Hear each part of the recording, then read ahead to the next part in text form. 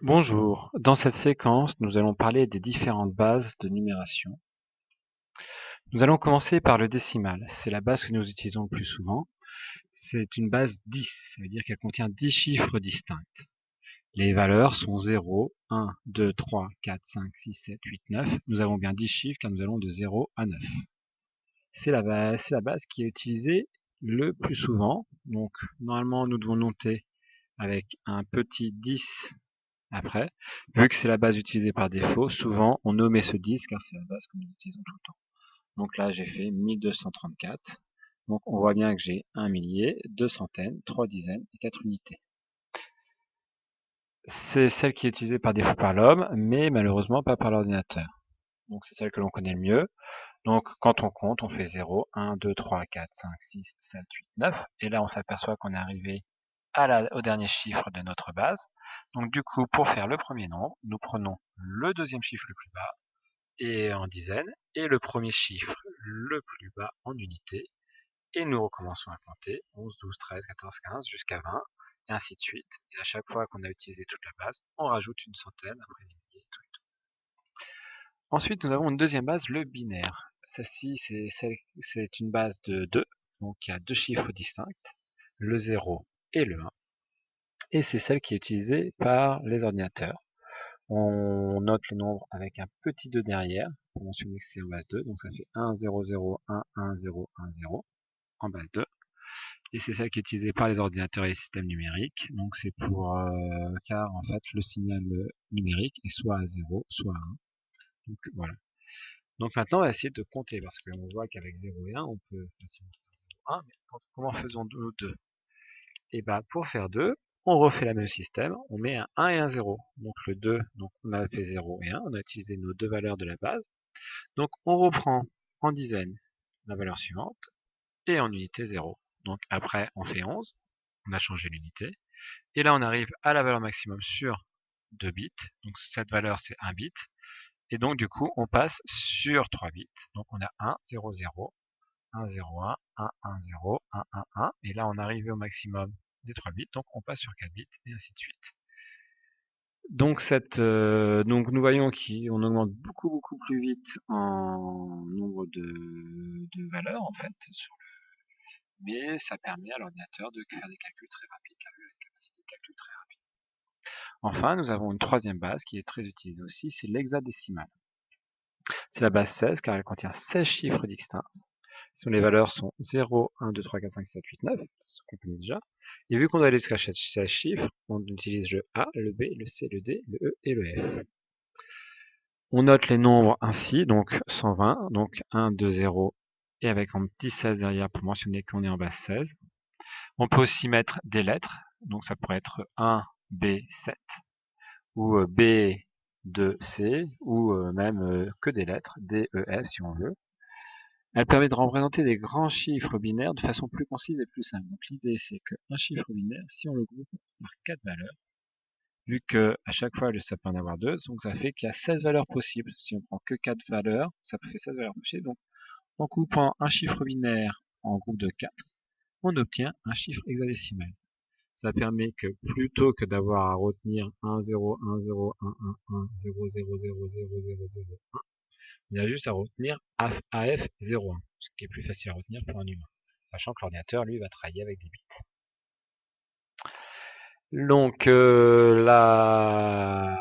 comment on va essayer de compter en hexadécimal? Donc 0, 1, 2, 3, 4, 5, jusqu'ici jusqu'à 9, tout va bien.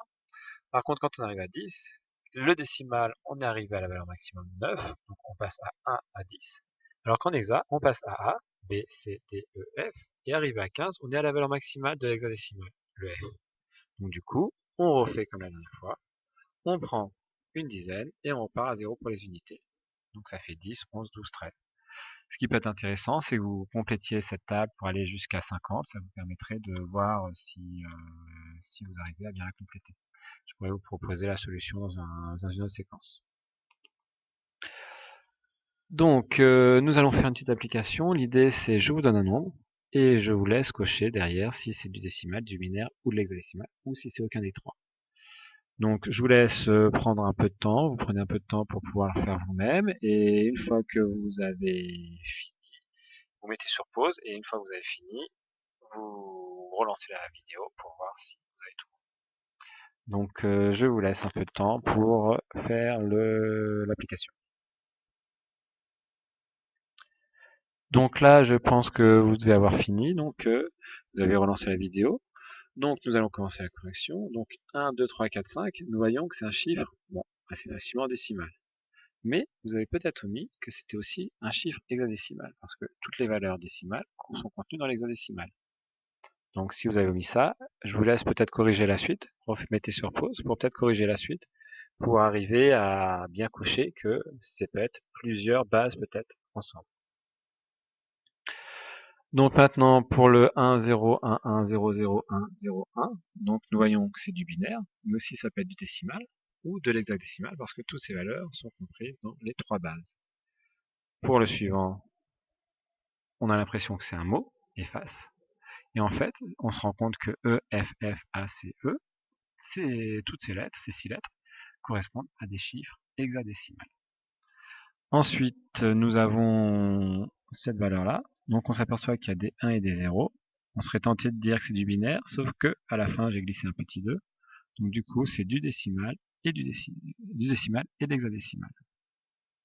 4 FA2DE. Donc là, on a des lettres, on a des chiffres.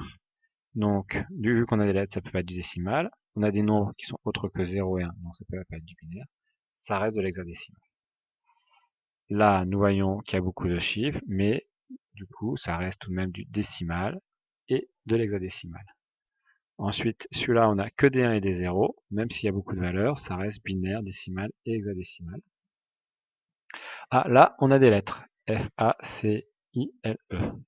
On s'aperçoit que F, A, C, c'est bien des lettres, et E sont bien des lettres qui correspondent au code hexadécimal. Par contre, I et L ne correspondent pas au code hexadécimal. Donc du coup, ce n'est aucun de ces trois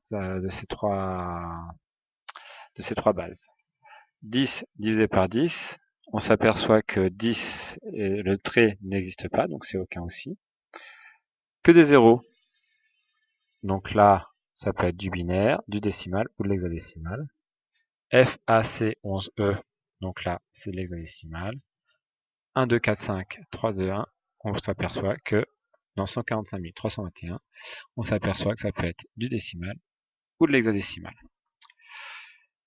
Nous venons de voir donc les différentes bases. Maintenant, il va falloir trouver le lien entre ces différentes bases et voir si on peut convertir. Donc, maintenant que nous connaissons les différentes bases, nous allons voir comment on peut les relier entre elles et convertir soit du décimal en binaire, du décimal en hexadécimal, hexadécimal binaire. On va essayer de passer dans tous les sens pour pouvoir modifier les différentes bases et changer de base comme on veut pour pouvoir, si on a un ordinateur, lire plus facilement ou voir comment l'ordinateur lit les valeurs.